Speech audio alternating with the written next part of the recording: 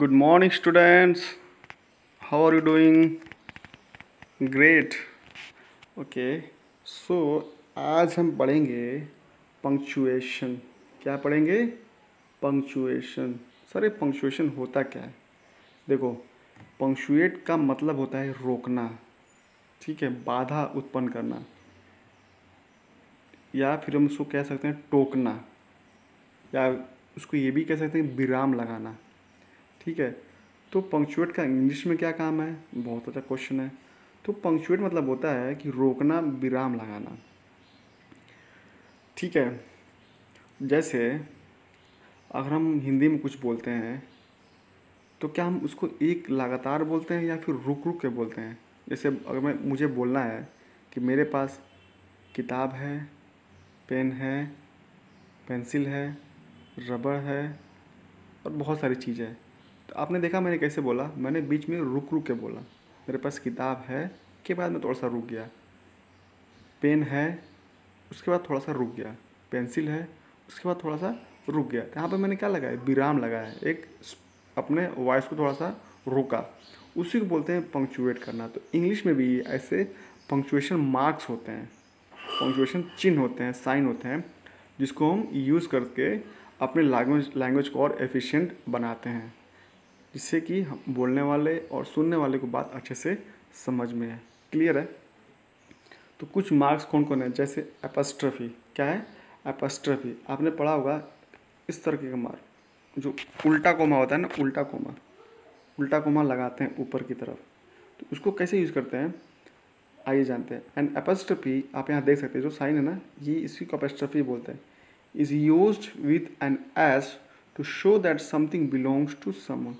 कह रहा है कि लेट्स है कि आपका कोई किताब है, उस पर आपका ही अधिकार है, वो आपका ही है. लेट्स से आपके पापा ने आपके लिए कोई किताब खरीदा है या कोई खिलौना खरीदा है, तो आपका है ना वो, उस पर आपका अधिकार है. तो कहना हुआ कि वो आपका है.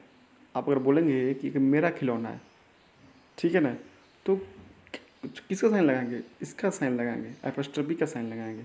ठीक है, कैसे लगता है आइए जानते हैं. With singular and collective nouns we place the apostrophe before the s. कह रहा है कि अगर कोई सिंगुलर नाउन है या कलेक्टिव नाउन है तो एपस्ट्रफी जो होता है हम एस के पहले लगाते हैं. जैसे एग्जांपल देखिए, the tail of the cat, मतलब कि बिल्ली की पूंछ. तो उसको कैसे लिखेंगे? वो एपस्ट्रफी साइन लगा के द कैट्स, देख सकते हैं CAT कैट लिखा, उसके बाद इसने एपस्ट्रफी लगाया, उसके बाद एस लगा दिया. द कैट्स टेल कि मतलब कि बिल्ली की पूंछ. तो बिल्ली का पूंछ तो अपना पूंछ होता है ना, वो तो जन्म से पैदा हुआ है, उसके पास है पूंछ है, तो उसका अपना अधिकार है. तो कैट्स टेल हो गया. The captain of the crew. तो क्या हुआ? The cruise captain. क्लियर है? क्रू मतलब होता है कि जो आप पानी का जहाज देखें ना, उस पर जो मेंबर होते हैं, जो जहाज चलाते हैं या और भी बहुत सारा काम करते हैं, उसको क्रू बोलते हैं. तो क्रूज कैप्टन. क्लियर है? तो मेंबर्स का कैप्टन. तो देख रहे हैं, तो का सेंस आता है. हिंदी में किसका सेंस आता है? का. क्लियर है? We also use an apostrophe with an S to show the relationship between two things. या फिर रिलेशनशिप दिखाने के लिए भी हम इसको दो चीज़ों के बीच में यूज़ करते हैं. जैसे the speech given by the minister. Minister के द्वारा दिया गया स्पीच. इसको कैसे लिखेंगे? The ministers speech. मिनिस्टर्स का स्पीच. तो का सेंस तो ऑलमोस्ट आता है. ठीक है ना? समझ में आ गया? अच्छा, अब आता है प्लूरल की बात. सिंगुलर तो मैंने बता दिया कि एपस्ट्रफी लगेगा, उसके बाद एस लगेगा. लेकिन प्लूरल में क्या होता है? Plural noun that end with S. क्योंकि प्लूरल में ऑलरेडी एंड में एस आता है. जैसे बॉय क्या है? बॉय हमारा सिंगुलर है, इसका प्लूरल हो जाएगा हमारा बॉयज. अब लड़कों का किताब करने के लिए कैसे लिखेंगे? क्योंकि इसमें तो हम एपस्ट्रफी एस लगा देंगे, लेकिन इसके लिए कैसे करेंगे? तो लिखा है we simply place apostrophe after the S. तो इसके लिए क्या करें? सिंपली हम एक एपस्ट्रफी का यूज़ कर देंगे.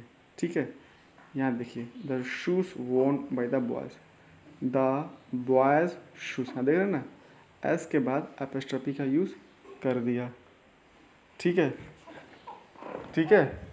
उसके बाद होगा we add apostrophe with an S to the plural noun that do not end with S. ठीक है, और अगर कोई प्लूरल है जो एस से एंड नहीं होता है तो उसके आखिरी में हम क्या लेंगे, एपोस्ट्रोफी लगा देंगे। क्लियर हो गया, समझ में आ गया। जैसे और भी सारे हमारे पास पंक्चुएशन मार्क, जैसे फुल स्टॉप है, क्वेश्चन मार्क है, एक्सक्लेमेशन मार्क है। ठीक है। कॉन्ट्रैक्शन क्या होता है, कॉन्ट्रैक्ट मतलब होता है सिकुड़ना। कॉन्ट्रैक्शन क्या होता है, सिकुड़ना। तो ऐसे इंग्लिश में क्या होता है कि sometimes we write short form of two word using an apostrophe. कभी कभी हम एपोस्ट्रोफी का यूज़ करके दो वर्ड्स को छोटा कर देते हैं, उसी को बोलते हैं, मतलब उसको सिकुड़ा देते हैं, उसी को बोलते हैं कॉन्ट्रैक्शन।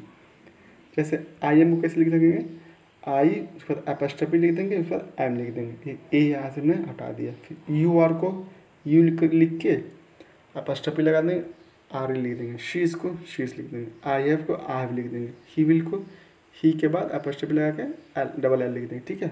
विल नॉट को वॉन्ट, हैव नॉट को हैवेंट, आउट को आइट। क्लियर है।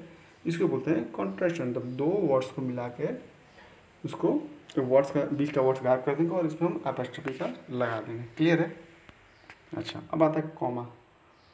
कॉमा मीन्स क्या होता है, कॉमा मीन्स होता है, कॉमा का साइन ना इस तरीके से होता है, इस तरीके से होता है। ठीक है। We use a comma to separate words in a list. Let's अगर पास कोई लिस्ट है तो लिस्ट में लेट्स अगर 10 आइटम है तो सबको अलग अलग दिखाने के लिए जिस पंक्चुएशन मार्क का यूज़ करते हैं उसी को हम क्या बोलते हैं, कॉमा। जैसे we wear sweaters comma, mufflers comma, socks and gloves in winter. कि हम लोग ठंडी में क्या पहनते हैं, स्वेटर्स पहनते हैं, मफलर पहनते हैं और सॉक्स पहनते हैं। क्लियर है। We use comma to show a pause और break between parts of a sentence. जैसा मैंने बताया कि बोलते वक्त अगर हमको रुकना है तो उसके लिए हम किसका यूज़ करते हैं, कॉमा का यूज़ करते हैं। जैसे I need a notebook comma, a ruler and a sharp pencil. Clear है। तो मुझे नोटबुक चाहिए, रूलर चाहिए और एक शार्प पेंसिल चाहिए। तो मुझे 3 चीज़ चाहिए, तीनों के बीच में मैं क्या लगाऊँ, कॉमा लगाऊंगा। ठीक है। फिर है I shall buy the things, take them home and finish the product. तो ये अलग हो गया कि मैं पहले कुछ चीज़ें खरीदूंगा, उसके बाद घर जाऊंगा और फिर मैं अपना प्रोजेक्ट ख़त्म करूंगा। तो एक तरीके से ब्रेक ले रहे हैं। क्लियर है, रोक रहे हैं अपने वॉइस को। We use a comma after introductory words such as yes और no.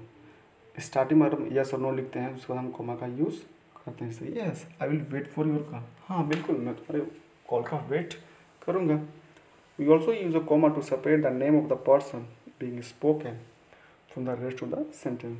Raghav I will call today. जैसे हम जिससे बात करते हैं, जिस पर्सन से बात करते हैं उसको अलग करने के लिए हम क्या करते हैं, कॉमा का यूज़ करते हैं। तो बेसिकली आप ये कह सकते हैं कि जहाँ भी हमको थोड़ा सा रुकना हो बातचीत करते वक्त, अब इसको हिंदी में भी देख के बोल सकते हैं। बोलते हैं ना कि राघव मैं कल तुमसे मिलूंगा। तो आपने देखा ना, राघव के बाद आपने थोड़ा सा एक पॉज लिया, मतलब आपने अपने आवाज़ को रोका।